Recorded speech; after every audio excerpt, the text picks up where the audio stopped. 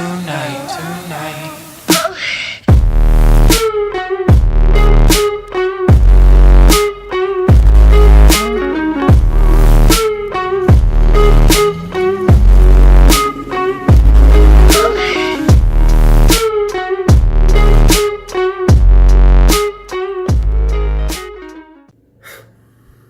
Okay, now,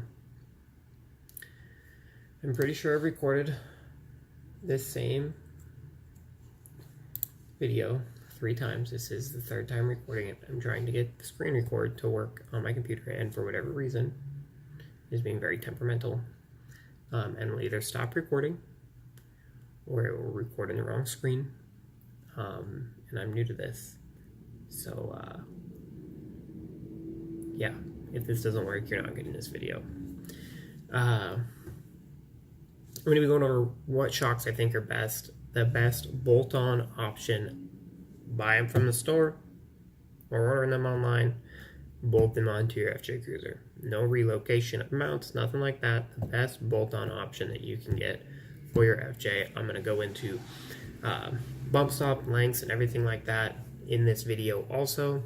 So it's going to be kind of a long video now that I've recorded it like 14 times. Hopefully I can break it all down easier because I kind of have it all rolling around up in there. And I'm probably going to forget a bunch of things because I don't get to use the initial video. So first I'm going to kind of go off factory FJ Cruiser collapsed length. I don't care about the extended length. It's like 23 inches or something like that. Collapsed length is like 14.65. So 14.65, and you hit the bump stop. Now you only need to extend the bump stop the amount you extend the shock. So look at the computer. Now I said, now it cussed, so I gotta bleep that out or something. So 14.65 is what you get for a factory shock. Now, 1 to 3 inch extended lift shocks aren't really longer than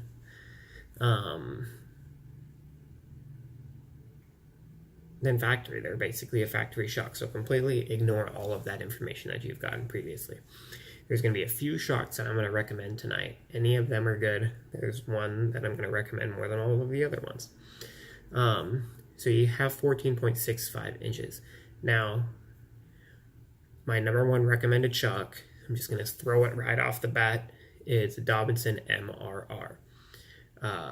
Monotube remote reservoir. There's a bunch of reasons I love them. I need to make just a review on those, and hopefully I can do that when we install a set onto one FJ, one Taco's FJ. I'm also going to be doing a video on installing a Curry anti-rock onto his FJ. So I'll be doing those videos. So more in depth of why I like them so much to come, but just know that's my number 1 extended, number 1 long travel shock, and I'll go over more in depth of what all those are tonight.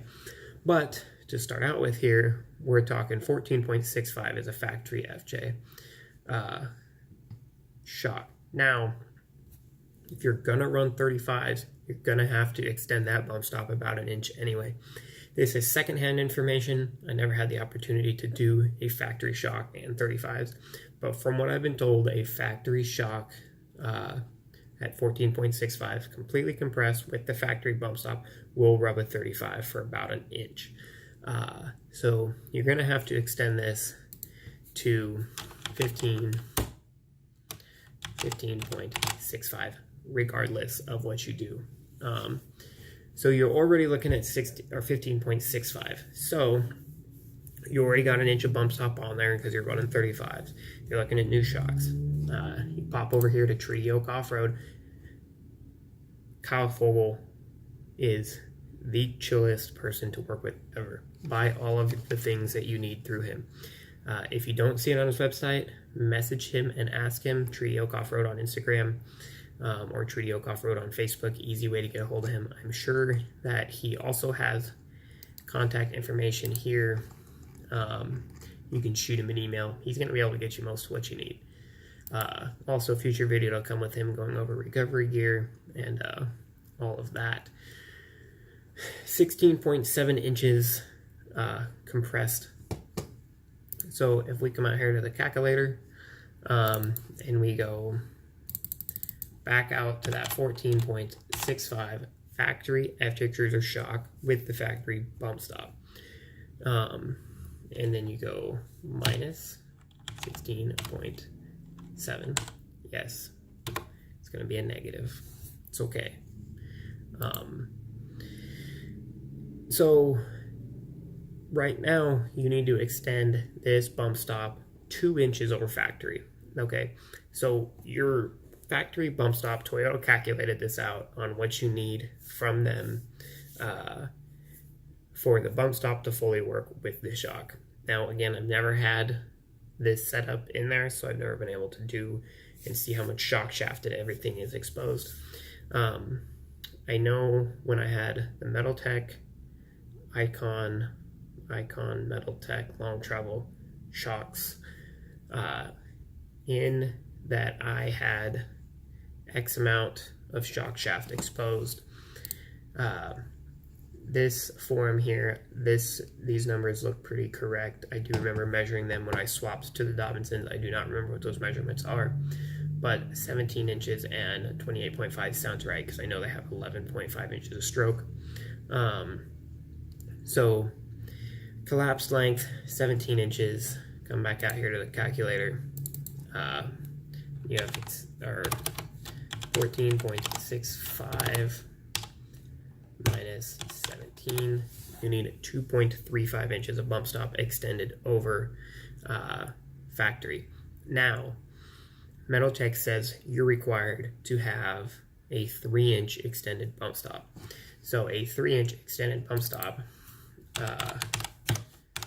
is 0.65 more inches, almost, or over 5/8 of an inch more than what you need. 5/8 of an inch does not sound like that much, but this is best case scenario, right? So you can technically lose 5/8 of an inch. I noticed that I could lose about an inch and still maintain enough shock shaft showing at the bump stop completely compressed, where I was still happy and not completely bottoming out the shock on high-speed hits too. So I'm not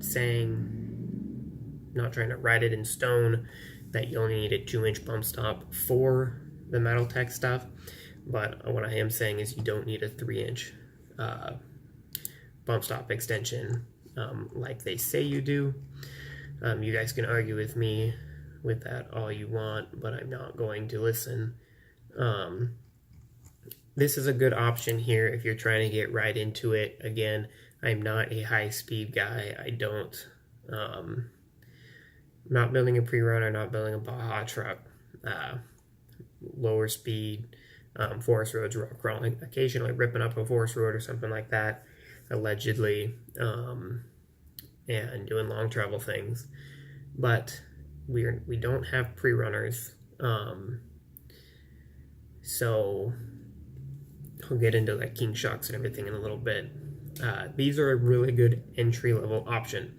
They're going to give you plenty of travel. They're a decent shock. They're a lot better than Bilsteins or Old Man Emus or Pro Comps. That's going to hurt a lot of people's feelings, but it's true. So they're really good entry-level options. They're rubber bushing down here. I kind of prefer rubber bushing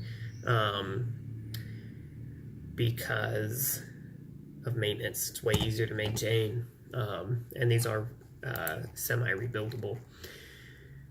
We'll get rid of that and move on to these. I'm going to go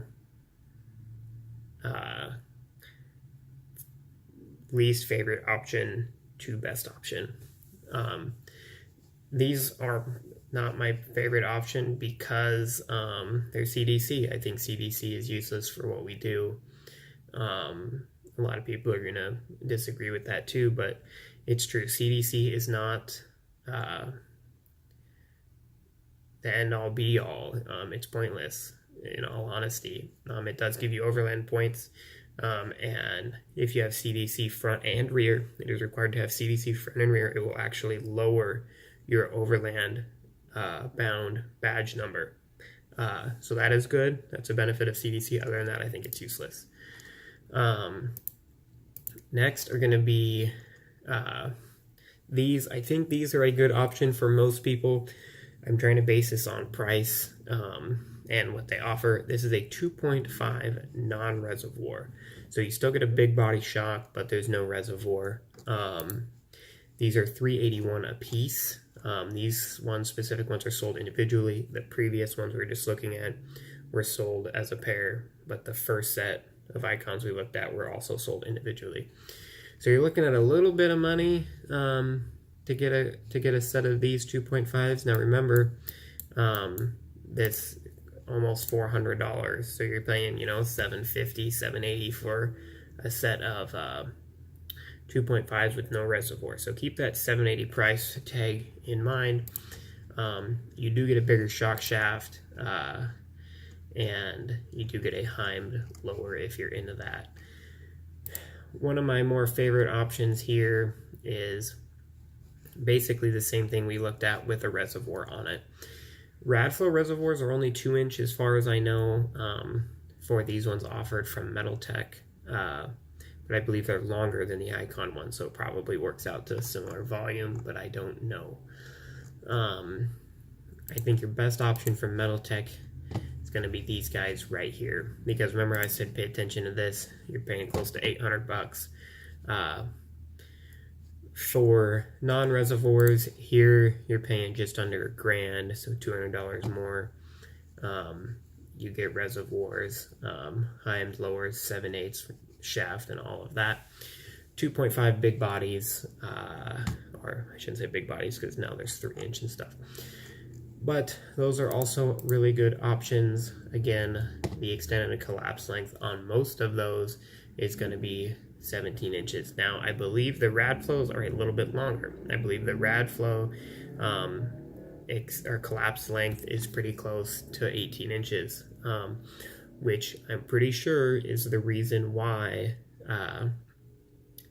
they require a 3-inch bump stop. It kind of just blankets the whole situation. Whether you get Radflows or Icons, their 3-inch bump stop is going to cover you, but on the Icons, it kind of limits you. Now, I cannot find extended lengths or collapse lengths on the Radflows. I can only find them on the Icons. But I did see a post previously that they're around 29 inches, which means that they're going to be about 17 and a half to 18 inches collapsed, which is where you're going to need that 3-inch bump stop, which is why I think the Icons are a better option from Metal Tech than the Radflows are.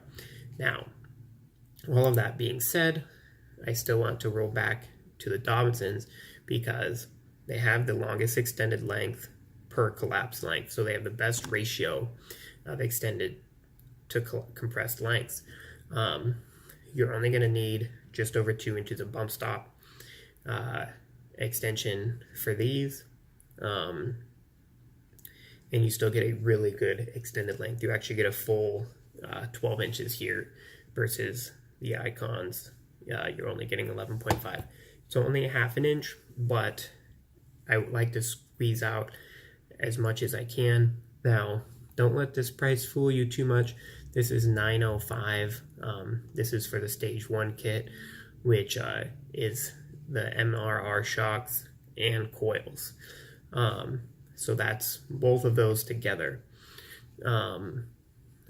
Shocks are probably going to be like $780, $750 for a set with reservoirs with a long tube on them. The benefit of this long tube is you can get it all tucked up behind the frame. I actually ran mine through this gap here, and on the inside of the frame, I wire loomed the hose for wear purpose. You do not get overland points from having your reservoir tucked away like that. You get more overland points the more you get into the way of the travel of the tire. So the more you can get that shock body or that reservoir body, closer to hitting the tire, the more overland points you get. Because, you know, you have to be able to see it, right? It only makes sense. So I really like these Treaty Oak off-roads, super cool to deal with. That is the heart and soul of the information that I wanted to do in this video. Kind of give you a breakdown on everything. Now I want to jump into bump stops, and then I'll jump into king shocks.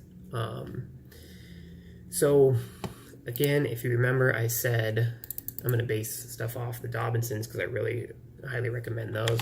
You got 16.7 minus 14.65. So you need 2-inch extensions to run these.